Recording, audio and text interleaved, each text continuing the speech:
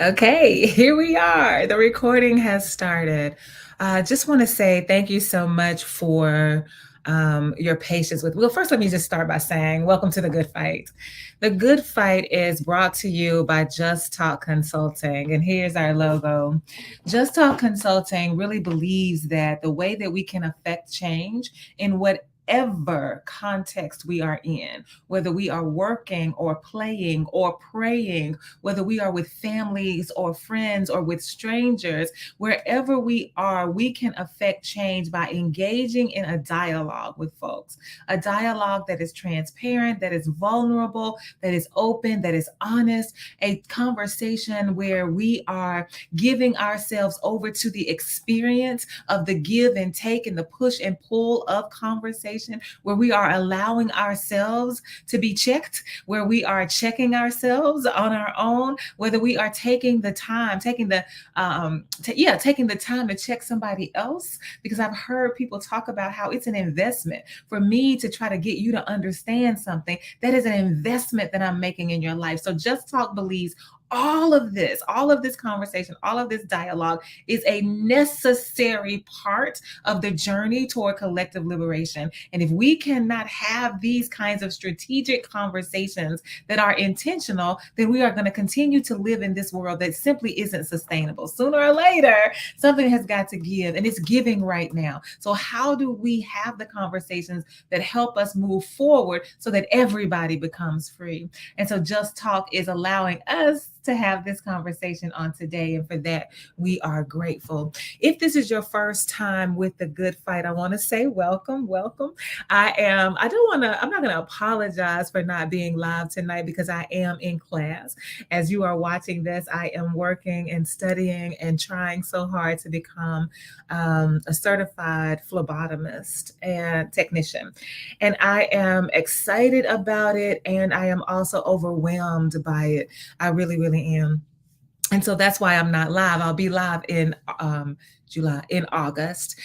But here I am hoping to spark this conversation that allows you to walk through a door. And so here are the ways that you can engage with us in the Good Fight.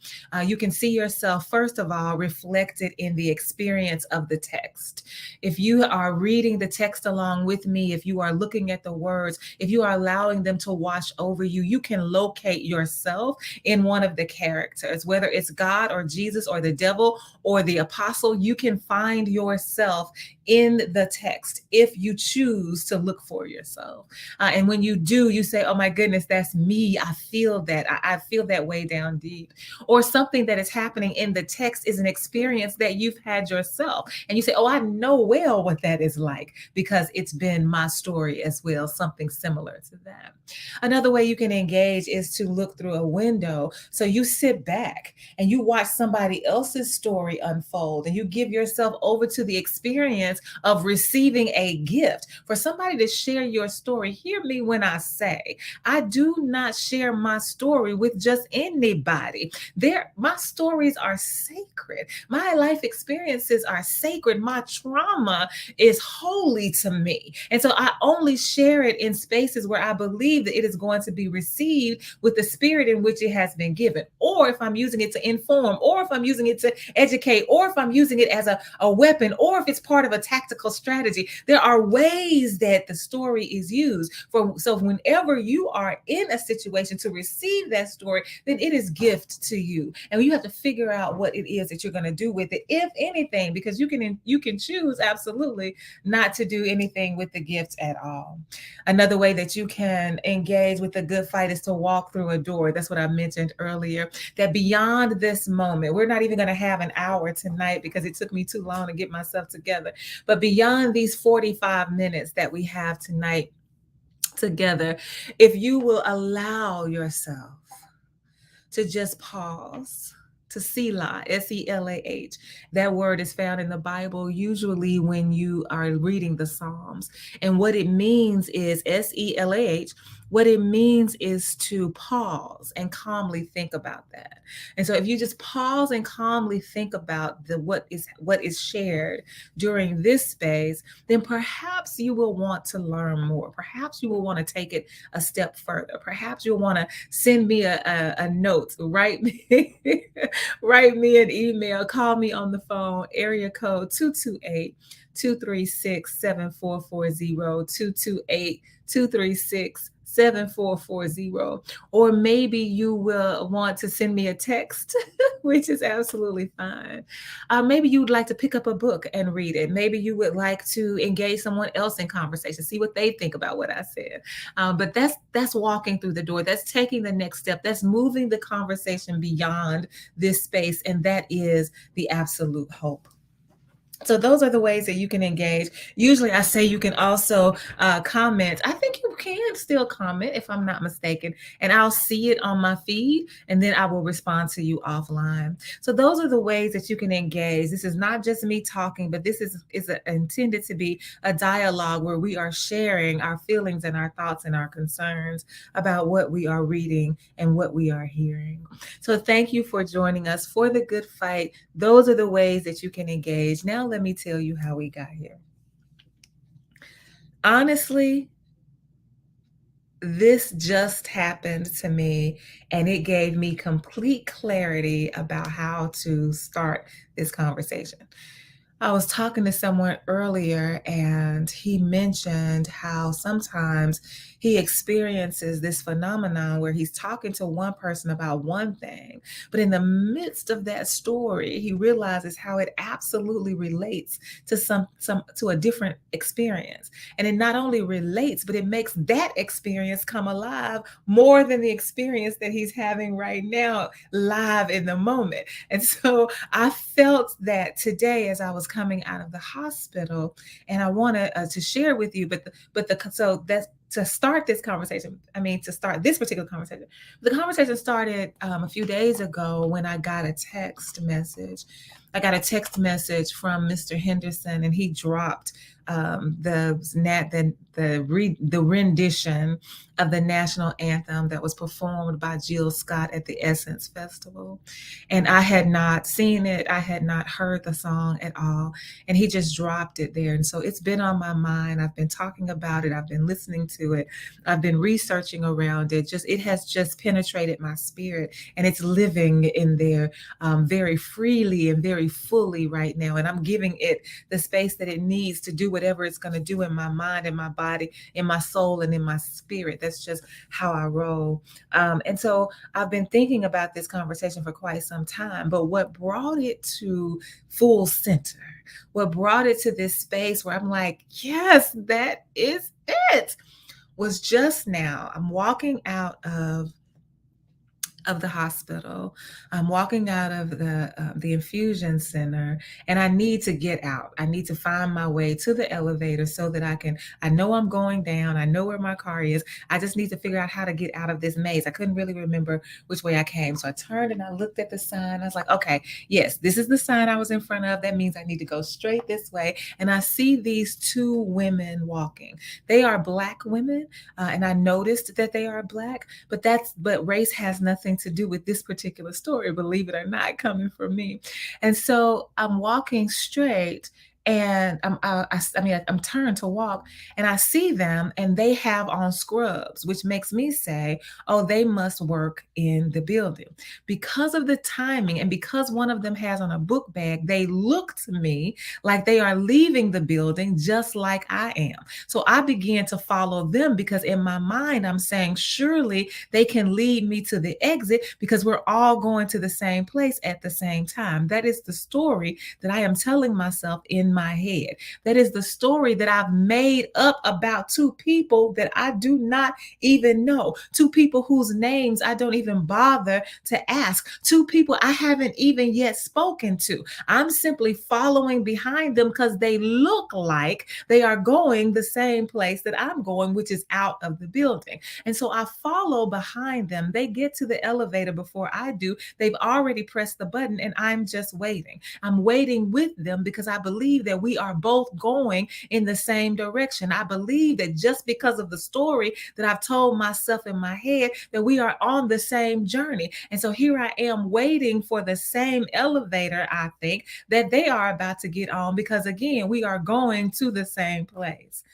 And when the elevator dings, I'm looking for, it's 6 elevators. When the elevator dings, I'm looking for which elevator doors are going to open, and they see the light, the light pops, they see it first. And so they head that way. I see the lights and I realize, oh, wait a minute. Silly me, they pressed up. I didn't know that. And so I had already started taking steps to follow them to get on the elevator car with them, only to realize they weren't going in my direction after all.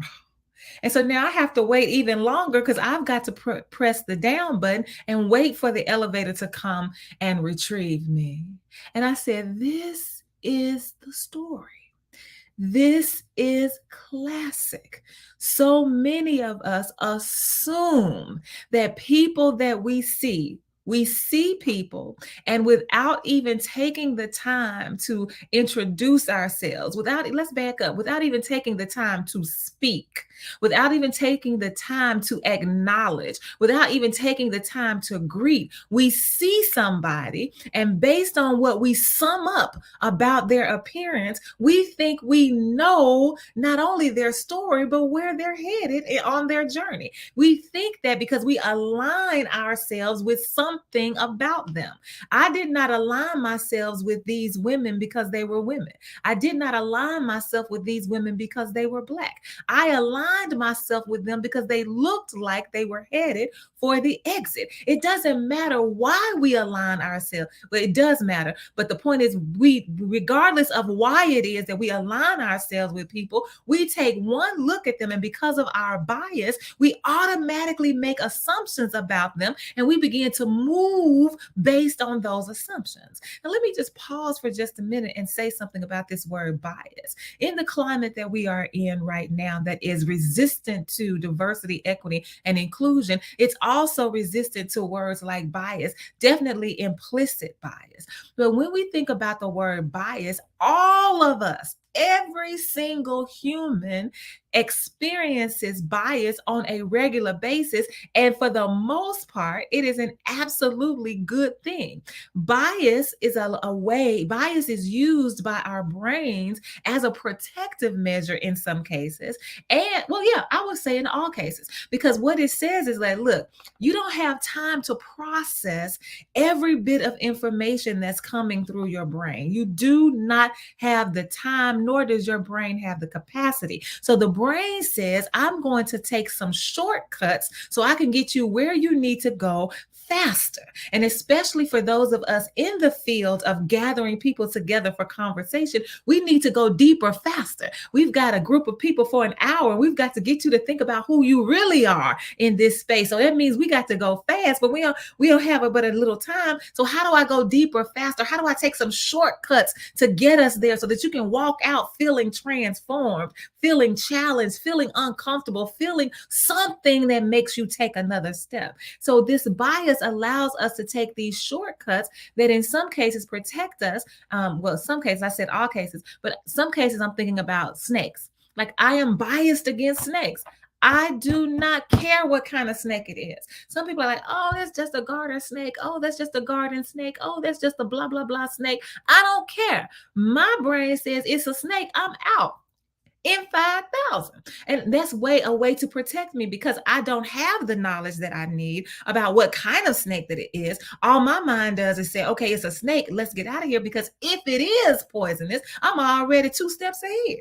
And that's to protect me. And even when we're not talking about a threat, a physical threat to our bodies, we can be talking about a threat to our mental health. Bias allows us not to have to think about so many things that would overwhelm us to the point where we wouldn't be able to function. All I would be able to do all day is just try to figure out what is happening minute by minute by minute by minute. Is this a chair? What does a chair mean? What am I supposed to do with a chair? Do I stand on the chair? Do I sit on the chair? Can I lick the chair? We don't have time to do that. We see a chair, we automatically know what to do, because our bias has allowed us The shortcuts that our brains take allow us to do that. The problem with bias is that we begin to use those shortcuts against people because we factor into those biases things like stereotypes. Absolutely, stereotypes. I will just stop right there. Stereotypes. And so because now this bias becomes dangerous because I will make an assumption in my mind. I'll tell myself a story and I'll take a shortcut by saying, "Oh, you black, that must mean you dangerous. Oh, you gay, that must mean you are sinful. Oh, you are a person of trans experience, that must mean that you are an abomination." Like, so we begin to make those kinds of associations, and that is when we have the problems. And so I aligned myself with these women without having any information about them at all. I did not seek out the information. I did not have the information. I just assumed. And so people are making those kinds of assumptions all the time about the other folks that they see. They're operating in their bias, and it's causing them, just like this caused me, to, I don't want to say waste time, but to lose time and to not maximize my time because I'm so busy following behind somebody that I only think is headed in the right direction when actually they are not. So when I was listening to this song, this rendition of the song by Jill Scott, this rendition of the Star Spangled Banner, I knew when I heard the words, I said, I know she done made somebody mad. No doubt about it. Somebody is going off about this. And so I looked it up. I went online and I began to research comments. I wanted to hear comments about what was being said. And there were a slew of comments that were very negative and very abrasive and very harmful to a person who was hearing them. And I knew that that was going to happen. And I said, one of the reasons that this is happening is because people who are listening to the song have aligned themselves with what it means to be American. You have, because you live in America and because you look at another person and make assumptions that they were born in America too, that then you both share an American experience. And so because you just automatically align yourself with that based on your own bias about what it means to be American, then for somebody who lives in America, who's born in America, to have a different perception from you, you automatically resist it. Not because the other person's perception is not real, but because you yourself are not open to the experience of another person. You only source what you know, what you think, and what you believe in your own experience. But your experience is not my experience. It's not the next person's experience. It's not the next person's experience. So you cannot define what it means to be an American with one definition. You cannot define what it means to be Black with one definition. You cannot define what it means to be woman in one definition. You cannot define what it means to be disabled with one definition. We are not, there's nothing, we are not a monolith. No aspect of our identity sits as a monolith. So you can't say that just because I'm aligned with you in this, we share this identity, that means that we share the same experience. And so that became the problem. And so I realized as I was now going down by myself, I said, what if I had just followed them onto the elevator? I would be on a journey and I have no idea where I'm going. And I never even stopped to question it. And so that's what I'm hoping will happen every time we have the good fight, every time we gather together, period, is that we will stop long enough to first of all say, hey, can I acknowledge the people around me? Can I at least speak to them? I may not have time to have a conversation. We may not have time to share stories, but can I at least engage and recognize, hey, it's two humans, it's three humans. We are here together in this space, sharing this moment. We can make it what it is, what we will. That's what we can do. Can we do that? Can I also acknowledge that it is possible that even though I've aligned myself with you, that you're going in a different direction from me, and that's okay. And can I realize that the way that I want to go, even though I thought it was the way that you were going because I thought we were on the same page, can I acknowledge that it's okay for me to say, oh no, I can't go, I can't follow you. I thought we were going in the same direction, but something has happened in our experience of each other to let me know I need to depart from you right now and head on my way. Can we be open to those things? And so I want to play for you this I want to play for you this song, this rendition of the Star Spangled Banner by Jill Scott. And if you have some feelings and thoughts and concerns that you want to share, like I said, I do believe this is my first time recording, so I'm not sure you're going to be able to comment. We'll just have to. It's trial and error, and I live my life by trial and error, so it's okay. So we'll just have to see. We'll just have to see. So somebody comment just so that I can see. That would be helpful. So hear these words from Jill Scott, and then we'll move into the text.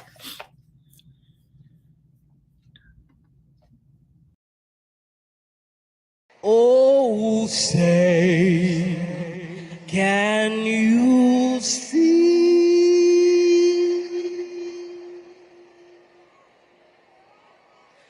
by the blood in the streets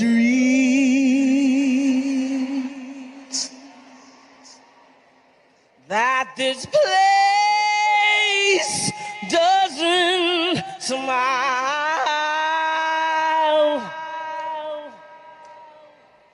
on you, colored child,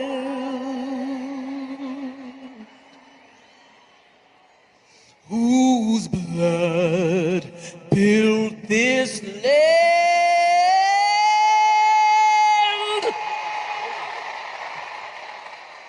with sweat and their hands.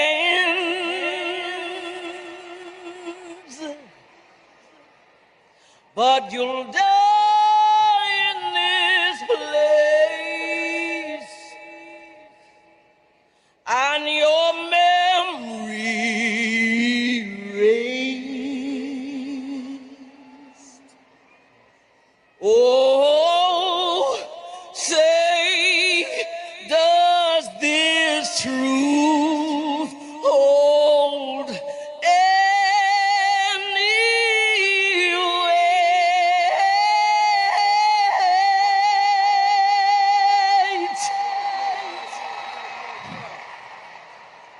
This is not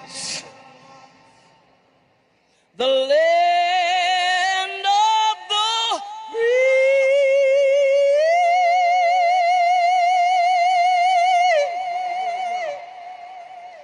but the home of the slave.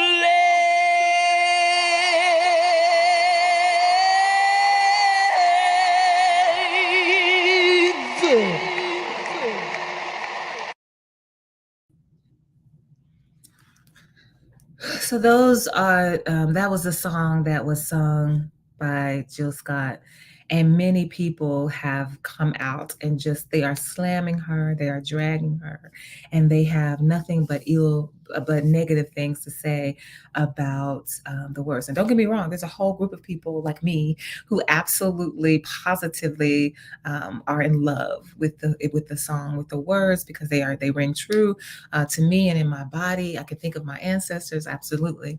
But there's a whole group of people who are upset. And the reason when you read what the comments are, what they say is, how dare she say this when her life is this, her life is that, she has this, she has that, she lives here, she lives there. So they think they know her life. And because I want to tell you what your life is, I also feel like I can tell you what your life is not. And what they say that our lives are not is that we are not oppressed. And that if I have money, you can't possibly be oppressed. If you live in a nice house, you can't possibly be oppressed. If you have enough money to cover your bills, you can't possibly be oppressed. And the question becomes, how can you tell me my life? What you know about my life? Especially if you haven't even seen me. We haven't had one conversation. What you know about my life? You are making all kinds of assumptions. And when I was in church on Sunday, I realized that the people that I have aligned myself with at church, because we all show up in the same space at the same time on the same day of the week, we are living under a false impression that all of us are sharing the same experience in that place. But the fact of the matter is, we are not, because every time I'm allowed to bring my whole self into a space, that means I show up with multiple identities. And when I show up with multiple identities, I'm a complex human because I am walking in both privilege and oppression at the exact same time. And so are most of the people in the room. But when we have this idea that this one identity that we share supersedes the rest of the identities, and therefore we must all be feeling the same thing, then we erase people when we are operating under that mindset. And so honestly, I didn't even notice what happened Sunday. I didn't notice what was in the room Sunday because I don't even pay attention to it because I got other things to do. But during the announcements, somebody said, we want to thank the people who decorate our sanctuary. They do such a good job. Want to thank them for the wreath that they put on the cross because they decorated it for the 4th of July. That was the moment that I turned my head and looked at the wreath and said, oh my. It was all red, white, and blue. This is the wreath that we've got over this humongous cross that's supposed to represent the resurrection of Jesus Christ, who we say in that space is our Redeemer, our friend, our Savior, our leader, our God. And in that moment, I said,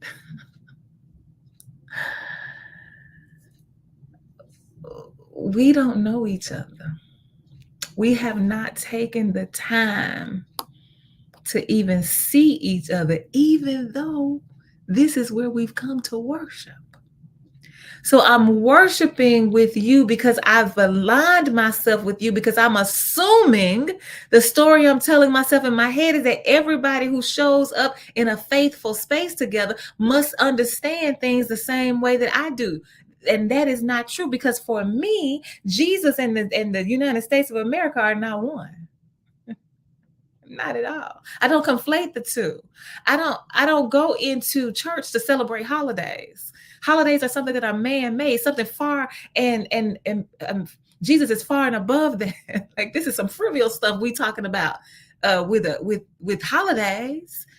And then when we talk about the 4th of July holiday and what it means to some Americans, and then what it means to me as a Black American, that is not the same thing. So just because we Americans don't mean that we have the same experience or feeling around the 4th of July. And so when I began to think about that, I'm trying to figure out what does the text have to say about this experience that I'm having, where I'm listening to this beautiful song from Jill Scott that somebody else has demonized, where I'm going to church where I want to just be with Jesus and somebody else has Americanized it, Americanized Jesus. It was almost like I looked up and saw Jesus with his hand on the harp, reciting the pledge. Jesus wouldn't have even done that. Jesus would not have said no pledge to the state. Jesus railed against the state. Like, we are not thinking, and we are not thinking because we are not given the freedom to think in this world. All of our lives, from the beginning to the end, we are told, we are programmed what to think, what to believe, what to see, how to feel, what to eat, what not to eat, where to live, where not to live, where to go to school, where not to go to school. Like, we have been programmed to believe that these categories that have been set up for us is the way to function. So we don't even stop to think. I wonder if the person who decorated the cross stopped to think about somebody. Is it possible that there's another person in this room who does not feel this way? Or must we, those of us who have a different experience? Must we be silenced in this space in favor of somebody else's experience? What messages are we even do we even have a message, or are we just doing stuff? And so this idea of not being free, which is ironic, right? Because when we talk about the Star Spangled Banner, that's what it says at the end of the rendition that we usually listen to. Or say the land of this is the land of the free and the home of the brave. That's what we say. But yet we do not give people in this free land freedom to think for themselves, for ourselves. And so I thought about that when I was reading John chapter 8. I'm going to put it up on the screen. I'm going to try to take it in tidbits. John chapter 8.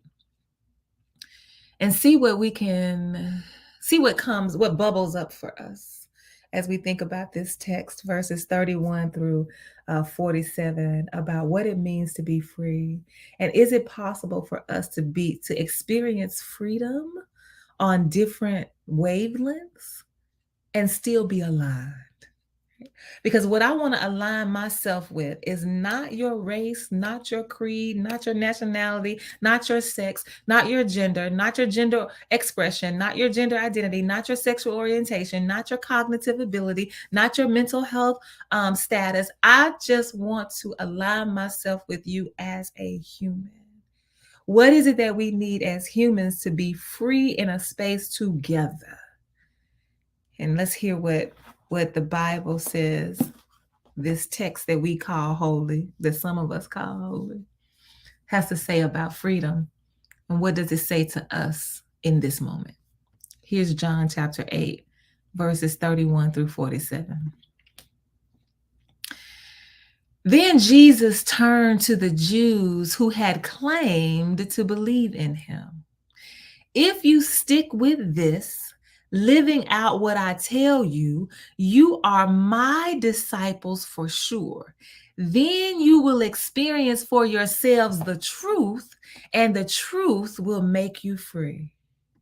Well, first I need to stop right there, because he said the Jesus turned to the Jews who had claimed to believe in him, because Orthodox Judaism does not believe Jesus to be Messiah. It's still waiting for the Messiah to come. So for Jews to believe that there is a Jesus, they are in a special category called the Messianic Jews. So they have separated themselves from the faith of their childhood, and they are now going in a different direction. So Jesus says to this group of people who dares to believe in them, that if you continue to live in the way that I am showing you, that I am teaching you, I will then set you free. You will experience the truth, and the truth will set you free. That's the language is in another Bible. In this version, it says the truth will free you. So remember, I just need to stop for a moment so that we would know why he said, for you who chose to believe in me, you have decided to go a different route from the way that you have been raised, that you were reared. Evidently, something happened in your life when you came into contact with this man that we call Jesus. But it doesn't have to be Jesus. It can be a person, another human that you come into contact with. And there's something about the energy that they exude. There's something about their personality. There's something about what you feel when you are in relationship and in conversation and sharing space with them that makes you say, there's something that you've got for me. There's a reason you've crossed my path. There's a reason that we are in relationship for such a time as this. And I'm going to give myself over to this moment. So I'm not going to keep going in the direction that I was in, because there's something happening here that's letting me know I need to learn something new. I need to follow a different path. I need to go a different way. There's something pulling me away from what I thought I knew into the newness of a different relationship. And these people are strong enough to say yes to the experience of being in relationship with someone that they did not know before. Jesus said that'll free you. But listen to how they respond to being free. This is verse 33. Surprised, they said, but we're descendants of Abraham. We've never been slaves to anyone. How can you say the truth will free you? They're like, I don't need no truth. I already know the truth. I am the truth. I've already been separated from people who was, we ain't no slave. We ain't never been no slave. So I know you ain't talking to me. I'm this kind of person. You talking to people who've been in bondage. You talking to people whose lives have been controlled. I ain't never had that experience. So don't put that on me. I am above that, is what these particular Jews are saying to Jesus. And I couldn't help but think about the people in this land, on this land that they occupy with me, that they say, I ain't never been no slave. That ain't us. We had our Black Love event on Saturday, and one of the conversationalists made the statement about church being the very first place where we learn the us versus them. And nobody pushed back. There were two other conversationalists. Maybe I didn't give them permission. I've been thinking about that, but they didn't push back. They just allowed every conversationalist allowed the other conversationalist to talk. They did not, cross talk. It was interesting. But when they said that, I stopped for a moment and I said, when you look, if you take the time to look and see, there's a lot of us versus them, sinner versus saint. Language approach in the Bible. So already these Jews set themselves up as a us versus them, and in form a slave and a non-slave. Like, no, don't get me twisted. I'm not them. I don't need your freedom because I'm already free. I already think I know everything that I need to know. My. Let's continue with verses 34 through 38. Jesus said, I tell you most solemnly that anyone who chooses a life of sin is trapped in a dead-end life and is, in fact, a slave. A slave can't come and go at will. The son, though, has an established position, the run of the house. So if the son sets you free, you are free through and through. I know you are Abraham's descendants, but I also know that you are trying to kill me because my message hasn't yet penetrated your thick skulls. I'm talking about things I have seen while keeping company with the Father, and you just go on doing what you heard from your Father. I want to stop right there. I want to first of all say that when we talk about sin, I want to be clear right here. When we talk about sin, so many people, we've been indoctrinated to believe that sin is some behavior, that sin is a barrier between us and Jesus. That's what we've been taught, that it keeps us from being in right relationship with God through Jesus, if that is our faith. But whatever your faith is, it stops you from, if your faith includes a doctrine of sin, then sin stops you from it blocks you from your relationship. So God is trying to get to you, but God can't because this sin is in the way. But what sin really means is to miss the mark. So I can say that for me, I sin every day because I do not show up on at the appointed time. If my appointment is at 2:00 and I show up at 5:00, literally I have sinned because I've missed my mark. If I said 5:00, I meant to say 2:05. I've sinned because I've missed my mark of time. That's what sin means when you drill it down. That's what it means. We've applied all these other things to it. It means to wear pants in some cases. It means to wear makeup in some cases. It means to smoke in some cases. It means to cuss in some cases. It means to drink alcohol in some cases. It means to have sex out of wedlock in some cases. It means to be gay in some cases. It means to be all manner of things that we have made up so that people will continue to fear what it means to be human in favor of walking in something that does not exist for us, which is this spiritual realm that we cannot see. We walk on the earth in a human body, and we do have spiritual experiences, but we are not some heavenly being that's out here like, oh, let me see what it's like today to be a human. No, I am human. That is who I am. That is who I have been created to be. And so when we have these, so when we talk about sin, that's what it means to miss the mark. And so Jesus says, I tell you that anybody who has chosen a life of sin, if we've chosen to believe as these Jews believe, that we don't need to learn anything else because we already know everything, we are trapped and we cannot go anywhere. If we think we understand everybody else's life because of a story that we've told ourselves that's rooted in the lies that the world has conditioned us to believe, then we cannot get very far. And Jesus is saying, look, I'm calling to you. I'm trying to set you free because I am the one who can give you the full reign of the house, because Jesus in this moment aligns himself with truth. Jesus said, I can give you the knowledge, the information, the understanding, the right understanding that you need so that you can move throughout this world in a way that grants you the freedom to be the full creation, to be the fullest expression of who God created you to be. I am truth, and I am here to set you free. If you say you don't need me, then how far can you go? Not very far at all. And Jesus says, I know what I'm talking about because I'm getting it from the one with whom I'm keeping company. I'm keeping company with the Holy One. You keep, and because if you look at the text, they've got, Jesus says, I'm keeping company with the Father. It's a capital F.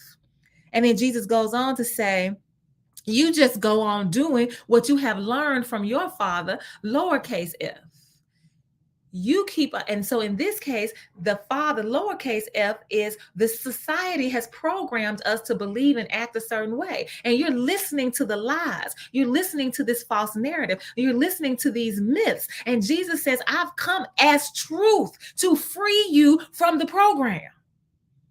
And you telling me I don't need no program because I ain't them.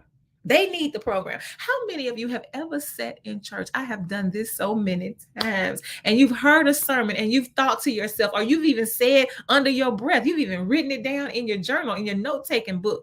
Somebody, so-and-so need to hear this. I wish so-and-so could hear this. And as soon as we say that, we take ourselves out of the experience and we don't receive the word for ourselves. This message is for me. Now I can have a conversation with so-and-so and maybe they'll glean something from it through the power of the Holy Spirit at work within us, among us, and through us. But this word is for me. Where am I in this is the question. And then how do I use what this message is saying to me and what I'm learning and receiving? How do I use it in a way that helps enlighten others to free them? How do I allow that message to become their Jesus, their truth that will free them? That becomes a critical question in what we do. Goes on and says, listen to verses 39 through 41. They were indignant. Our father is Abraham. Jesus said, if you were Abraham's children, you would have been doing the things Abraham did. And yet here you are trying to kill me, a man who has spoken to you the truth he got straight from God. Abraham never did that sort of thing. You persist in repeating the works of your father. And remember, we've said lowercase f for father in this case means this world, this society has conditioned us. We just keep repeating the lies. We celebrating Christmas because we repeating lies. We celebrate Easter with Easter bunnies and eggs because we are repeating lies. We celebrate Halloween. That was supposed All Hallows Eve and Halloween. We because we're repeating lies. We just keep perpetuating a world in which we operate in fantasy because it's cute. And I don't want to take that from the children because I want everybody to have fun. I'm just glad to be with my family. There are other ways we can build community rather than fantasy. We can say fantasies for TV and remind our children as they are watching them that this is not the real world. It says, so this is the small case F. So you just keep repeating this. If you were really Abraham's children, then you would do what Abraham would do. But here I am showing up as truth and you resist, you trying to kill me because you telling me that I don't know the truth. So here Jill Scott shows up with her rendition of the Star Spangled Banner. And I went through it this morning. Every single word I can point to a real life experience that proves that it is true. But people are trying to kill her because how dare you say something that I cannot comprehend in my mind because I've already decided that I have all the answers and that I know all the stories. I'm going to tell you your story. I'm going to tell you your experience. And I'm going I'm gonna dare you to deny me. I'm gonna dare you to tell me I'm lying about your life. I'm gonna dare you to tell me that I'm lying about your life. Somebody I've never even met, never even taken the time to greet, to even say, hey, what's your name? Never even done it. Said, I'm not doing anything, Jesus says, but trying to speak to you the truth, and you trying to kill me. Think about the legislative efforts that we see among us now. CRT tries to teach us the truth, and it ain't even used um, in K through 12. The books that are being banned is just trying to tell us the truth. The African American courses that are trying to be taught, just the diversity, equity, and inclusion is just trying to teach us the truth. And instead, we try to kill the messengers of that truth because we think that we are, no, we declare that I know who my dad is, the United States, I'm American, or I'm white, or I'm a veteran. Whatever it is we think that we are, that think that we have allowed to tell us that we are, that we have convinced, we've allowed to convince us that we know all that we need to know and can't nobody tell us nothing. I can even tell you about your truth. And we're almost done.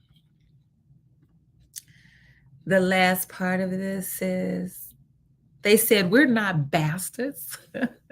We have a legitimate father, the one and only God. And Jesus says, if God were your father, said Jesus, you would love me. For I came from God and arrived here. I didn't come on my own. He sent me. Why can't you understand one word I say? Here's why. Because you can't handle it. Y'all remember that? You're from your father, the devil, and all you want to do is please him. He was a killer from the very start. He could not stand the truth because there wasn't a shred of truth in him. When the liar speaks, he makes it up out of his lying nature and fills the world with lies. I arrive on the scene, tell you the plain truth, and you refuse to have a thing to do with me. Can any one of you convict me of a single misleading word, a single sinful act? But if I'm telling you the truth, why don't you believe me? Anyone on God's side listens to God's words. This is why you're not listening, because you're not on God's side. Let me be careful here. I want to make sure that when you see the word devil, we're not talking about this force that we've set up in this world to be this enemy that's coming after all of God's children. In this case, the devil is injustice. Jesus says, if you were really Abraham's children, and if God were really your father, you would love me because I came from God. I can hear the black person saying that. I can hear the non-black, non-white person saying that. I can hear the person who identifies as lesbian or gay or bisexual or transgender or asexual or agender, intersex, queer. Did I say queer? Two-spirited. I can see them. If you were really God's children, then you would accept me. You would listen to me. You would see me. You would hear me. You would embrace me. I didn't get here by myself. One of the conversationalists, so the first conversationalist I was talking about, they said that the church is where we learned our first lesson in this us versus them was Sahaya. Ingrid is the one who said, I just believe I serve a God that's never surprised. If I am gay, first of all, I ain't got to come out to God. I ain't got to come out to nobody because what are we talking about? I am who I am. God is not, oh my goodness, are you gay? God is like, when that happened?